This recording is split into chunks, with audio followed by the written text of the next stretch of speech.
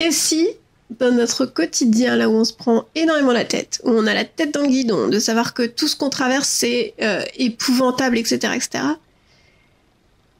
est-ce qu'on ne serait pas juste amené à chercher la joie dans les plus petites particules de notre quotidien? Tous, nous nous cherchons, quelquefois par la contrainte que nous imposent nos limites, parfois par le cri de notre être qui demande à être vu, à être entendu, à contribuer à la hauteur de nos promesses respectives. Tous, nous cherchons à libérer cette fameuse licorne, ce fameux moi authentique. Alors bienvenue dans ce podcast de l'introspection et de l'autorisation collective. Je suis Clémence et je vais te partager l'exploration de certaines perspectives qui peuvent secouer, autoriser, laisser un peu plus de lumière passer à travers nos failles, faire passer de l'autre côté de certains miroirs. Tout simplement parce que je sens au plus profond de moi que l'univers, la vie, l'argent, l'amour ne demandent qu'à danser avec toi et que notre Together Made, le tissu de l'humanité, te réclame. Qui es-tu pour refuser au monde ta couleur, ta lumière et ta grandeur très spéciale et très unique? Avec dévotion, je crée des outils et des connexions pour nous soutenir dans nos espaces relationnels, qu'ils soient à l'intérieur comme à l'extérieur de nous, dans notre vie personnelle comme professionnelle, dans notre être comme dans notre communication, pour nous aider à habiter en conscience, en présence et en vérité chacun de ces espaces à travers notre vrai moi, aligné et serein, plein de promesses d'abondance, juste et magnétique. À chaque épisode, nous irons voir comment faire de notre quotidien une aventure qui nous élève, un pas après l'autre. Et bonjour! Nous voilà dans un nouvel épisode. Et aujourd'hui, je voulais parler d'une motivation assez particulière. Une motivation, c'est sur votre charte Human Design. Vous avez des petites flèches en haut, là, au-dessus de votre design, et dans une des flèches, donc on va pas parler de votre corps, votre esprit, votre vue, etc., etc. Et dedans, vous avez une flèche qui correspond à la motivation. Et ma motivation à moi, c'est l'innocence. Voilà, tout est dit. Allez, l'innocence, c'est l'enfant. C'est je veux m'amuser en permanence. J'aime bien la stratégie et tout, hein, mais la stratégie dans l'amusement. Et donc en fait, c'est ça qui est plutôt cool. Et c'est pas tant pour parler de ma motivation, me, myself and I, l'innocence, et blablabla. C'est parce que je voulais parler avec vous d'une autre notion qui est que, pour moi, la vie est une salle de sport. Mais une salle de sport... alors moi, je déteste les salles de sport. Donc, on va dire une salle de jeu. Dans laquelle, on va aller muscler chacun de nos muscles. Par les circonstances, par notre façon de relationner, par les personnes qu'on rencontre, par les événements, par nos défis, par toutes les circonstances, on va dire, et tout ce qui nous entoure dans la vie. Et il y a plusieurs manières de cohabiter avec ça. Je vais dire ça comme ça. Et je vous partage mon point de vue encore une fois. Je ne m'estime jamais avoir la vérité vraie. J'ai ma vérité à moi, de conclusions que j'ai pu tirer de mon expérience de vie, qui est absolument totalement biaisée et totalement subjective. Donc, je suis très ouverte aux discussions et je déteste le il faut, on doit, vraiment, parce qu'en fait, il faut, on doit par rapport à qui, par rapport à quoi? Juste, en fait. Chacun, du moment que ça reste dans la bienveillance, le respect de l'intégrité de tous et de la santé de tous, que ce soit de la nôtre ou à l'extérieur de nous, chacun a sa vérité, ta vie, tes règles, c'est tout. Donc, voilà, ceci étant dit, je vais continuer sur mon sujet. Dans la vie, on est comme dans une salle de jeu, une salle de musculation, une salle de sport. Soit on rechigne à aller porter chacun des poids, du plus petit au plus grand, tout simplement parce que c'est insupportable. En fait, c'est trop. C'est trop, ça nous saoule, on a faim, tout ce à quoi on pense, c'est une bonne grosse pizza plein de fromage et qu'on a autre chose à foutre que d'aller se muscler dans une salle de sport dans laquelle on trouve moyennement de l'amusement, en fait. Donc ça, c'est l'option numéro 1. Moi, j'avoue que je chéris un petit peu trop le temps pour... Disons que ma politique, c'est... Le temps, ça ne se récupère pas, et pour moi, c'est la valeur tellement la plus haute que, quelles que soient les conséquences ou les conclusions ou quoi que ce soit, ou notamment par exemple dans un entretien d'embauche, ce temps-là, tu ne le récupéreras jamais. Donc autant le chérir, l'honorer et le magnifier, et pour toi et pour la personne en face. Et donc du coup, ne pas m'amuser, ne pas passer du bon temps, me saoule gravement. D'où la motivation de l'innocence, c'est je veux jouer, et donc quand on réfléchit comme ça, et c'est l'option numéro 2 que j'avais envie de vous proposer, mais je suis sûre qu'il y en a plein qui le font déjà, hein, et donc du coup, mais venez le mettre en commentaire, comme ça on sait qu'on n'est pas seul dans notre petite salle de jeu. Que vous ayez la motivation innocence ou pas, moi je pense qu'on peut décloisonner ça et s'inspirer de tout, partout, tout le temps. Et si on s'amusait, en fait, quand je vous parle d'une salle de sport ou une salle de jeu, c'est que la vie te muscle. Donc soit, oui, ça va faire mal, hein, mais en fait, plus tu mets en place une gymnastique là-dedans, et plus tes muscles seront préparés, seront souples, seront... il y a l'étirement, il y a le... Je suis pas du tout... je suis absolument pas du tout bonne en musculation. Donc je vais pas la ramener avec des termes parce qu'en fait, je m'embarque dans un truc où je sens que je vais pas arriver à la fin. Donc, soit on joue avec, soit on se dit, tiens, ça c'est l'exercice d'aujourd'hui, ok. Et à quel exercice... à quelle étape suivante il va m'amener? Et ça rejoint... à l'épisode que j'ai fait sur la quête du quotidien, parce que c'est vraiment quelque chose du quotidien, mais ça nous oblige aussi et surtout à revenir dans le moment présent.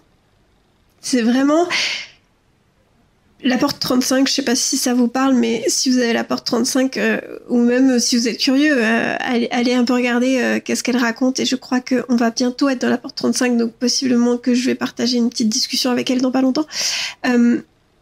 C'est je veux goûter le monde avec innocence, curiosité, m'amuser, être dans ma joie.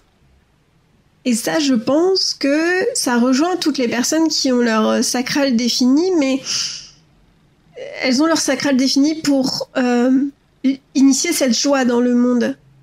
Et donc je pense que quand bien même on a notre sacral défini ou pas, notre centre du sacral, je vous montrerai un peu sur les images, c'est la quête du bonheur un peu quelque part. Ouais, on part dans quelque chose de très philosophique. Mais si on revient sur du présent, parce que bon, moi j'aime bien un peu redescendre les concepts là, un peu de 15 étages. Dans notre quotidien, on est peut-être amené... Je vais l'amener autrement. Et si, dans notre quotidien, là où on se prend énormément la tête, où on a la tête dans le guidon, de savoir que tout ce qu'on traverse c'est épouvantable, etc., etc., est-ce qu'on ne serait pas juste amené à chercher la joie dans les plus petites particules de notre quotidien? Parce qu'à force d'accumuler des particules, ça devient quand même un truc un peu plus gros et qui peut durer un peu plus longtemps, en fait. Et quand on connecte à cet esprit d'enfant qui a envie de jouer à travers les jeux, et c'était Idriss Aberkan qui parlait aussi de la notion de jouer et qu'on apprend jamais plus que quand on joue. C'est-à-dire que il disait que les animaux, notamment les tigres, etc., les petits, quand ils apprennent à se battre, mais pas se battre... Enfin, c'est quelque chose pour se défendre, en fait, juste accessoirement, parce qu'ils font partie de la chaîne animalière. Je sais plus le nom, mais c'est très approximatif. Je vais peut-être mettre le mot quelque part pour remettre un peu de culture. Par définition, leur instinct de survie leur instinct de prédation, etc., il faut qu'ils l'aiguisent d'une manière ou d'une autre. Comment est-ce que les petits lionceaux, par exemple, les petits tigres, petits bébés tigres, apprennent tout ça? Ils vont pas à l'école, ils n'ont pas des bancs, voilà. Ils apprennent ça à travers le jeu et à travers le jeu avec les frères et sœurs, enfin dans une même portée. Je sais pas si ça se dit comme ça pour des tigres, mais vous comprenez, j'imagine, j'espère.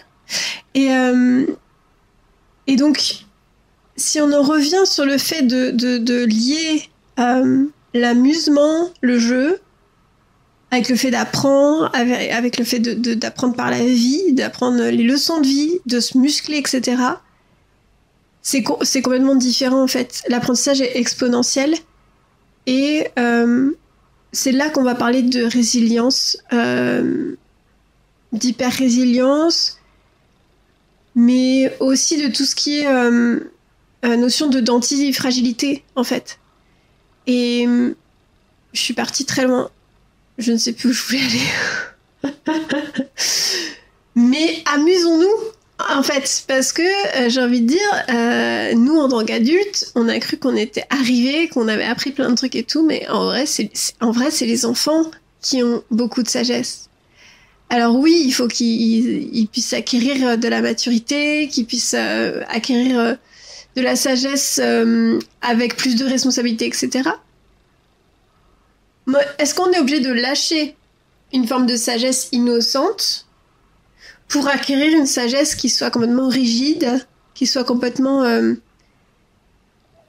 Alors je vais peut-être à l'extrême, et tous les adultes ne sont pas rigides, mais on perd quand même beaucoup de... Par exemple, petit exemple, j'ai une fenêtre près de mon bureau, et ça donne sur des arbres, et j'ai un plaisir immense et particulier. Bon, des fois ça me dessert, parce que c'est quand je suis en formation que ça m'arrive, mais... à regarder juste, à mettre mon regard au milieu des arbres, comme ça que je vois bouger, et à voir les feuilles bouger, et l'ergonomie de tout ça, et à les voir comme si c'était plein de petites choses vivantes, parce qu'en fait finalement c'est du vivant, hein, mais qui prend vie à travers le vent. Et il y a une espèce de forme de magie, moi, qui me fascine.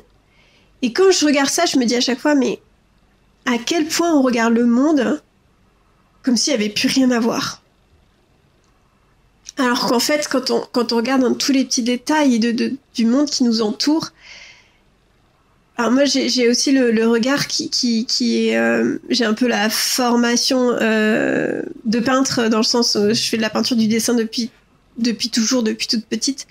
Et donc du coup, ce qui m'a appris à beaucoup observer, à beaucoup décomposer, parce qu'en fait, quand on peint, quand on dessine, ce qui est très intéressant, ce que j'ai pu observer, c'est qu'on ne dessine jamais mieux que quand on retire l'idée conceptuelle de notre tête, de ce qu'on est en train de dessiner. Par exemple, je veux dessiner une chaise. Quand on se dit comment faire en sorte que je puisse dessiner une chaise qui ressemble à une chaise sur ma page, ça va être moins réaliste et moins bien fait que si je...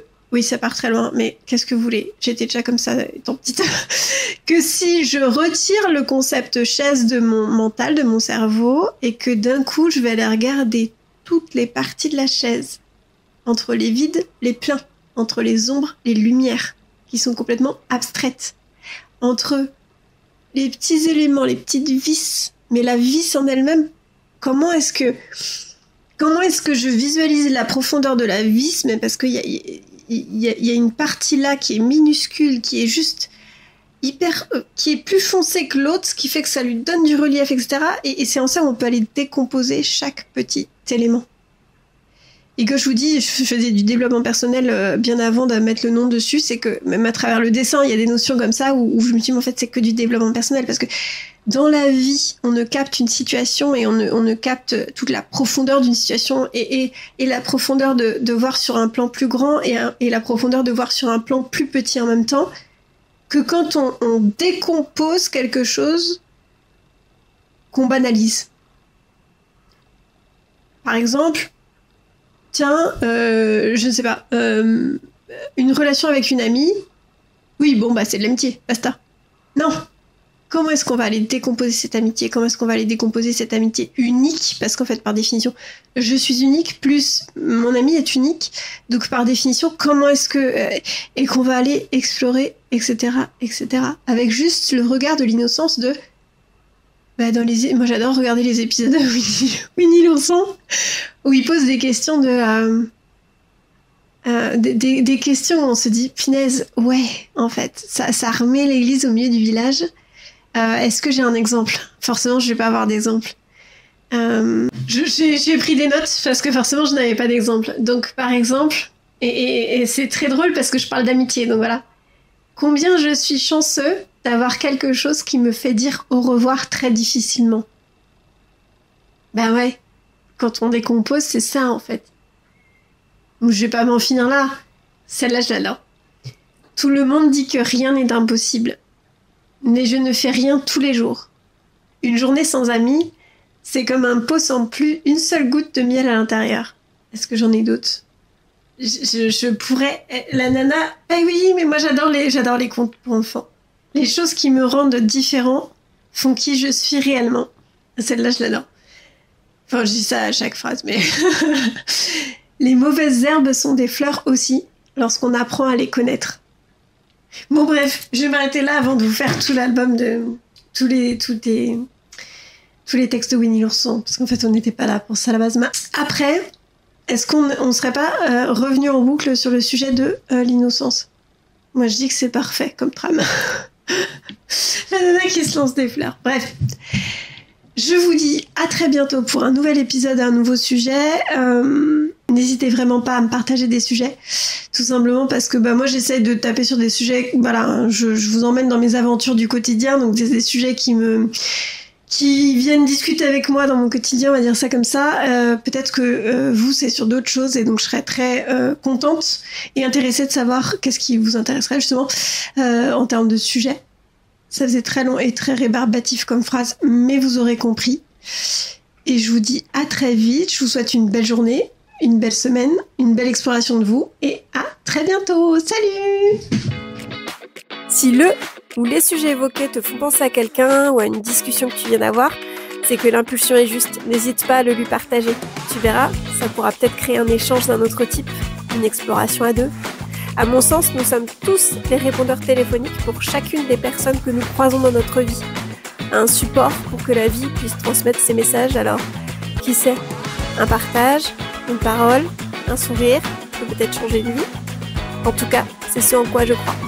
Et si tu veux soutenir ces partages et cet espace, abonne-toi, fais-toi plaisir en cœur, en étoile, en tout ce que tu veux et rejoins-nous sur la page Instagram d'Incorpop Story. On se tient au jus? Bien des bisous!